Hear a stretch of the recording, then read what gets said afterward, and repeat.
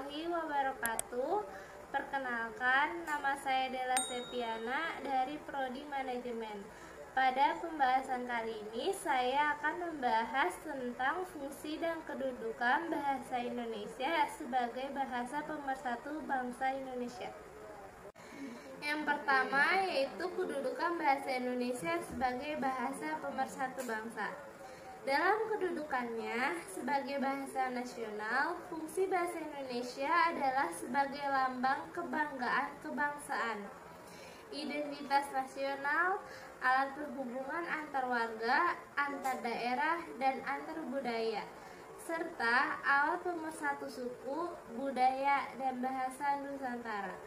Bahasa Indonesia sebagai bahasa negara atau resmi tertulis dalam Undang-Undang Dasar 1945 Bab 15 Pasal 36 yang menyatakan bahwa bahasa negara ialah bahasa Indonesia. Sebagai bahasa nasional tercantum dalam Ikrar Sumpah Pemuda tahun 1928 ketiga yang berbunyi, "Kami putra dan putri Indonesia menjunjung bahasa persatuan bahasa Indonesia." Sebagai bahasa negara atau resmi, selain yang tercantum di dalam Undang-Undang Dasar 1945 Bab 15 Pasal 36, diperkuat lagi melalui hasil Seminar Politik Nasional yang diselenggarakan di Jakarta pada tanggal 25 sampai dengan tanggal 28 Februari 1975 yang menghasilkan rumusan tentang kedudukan bahasa Indonesia sebagai bahasa negara yang berfungsi sebagai: yang pertama, bahasa resmi kenegaraan; 2.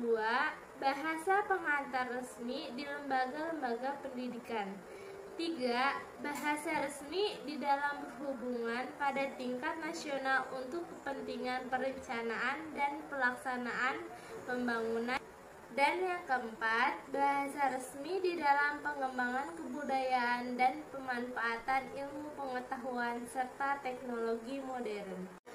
Bangsa yang budaya dan bahasanya berbeda, perbedaan itu dapat diatasi dengan alat pemersatu, yaitu bahasa Indonesia. Dengan bahasa Indonesia yang diakui secara bersama-sama oleh semua masyarakat Indonesia sebagai bahasa nasional, mereka merasa memiliki satu kepentingan dan satu tujuan, sehingga perbedaan dan pertentangan akan dapat diatasi. Setiap negara yang terdiri atas banyak suku bangsa tertentu memiliki kesulitan dalam berkomunikasi, termasuk Indonesia. Untuk itu, diperlukan satu bahasa yang dapat dipergunakan untuk berkomunikasi antar suku yang berbeda, yaitu bahasa Indonesia. Dengan bahasa Indonesia, mereka dapat berhubungan antar suku satu dengan yang lainnya. Sekian yang dapat saya sampaikan, kurang lebihnya mohon maaf. Wassalamualaikum warahmatullahi wabarakatuh.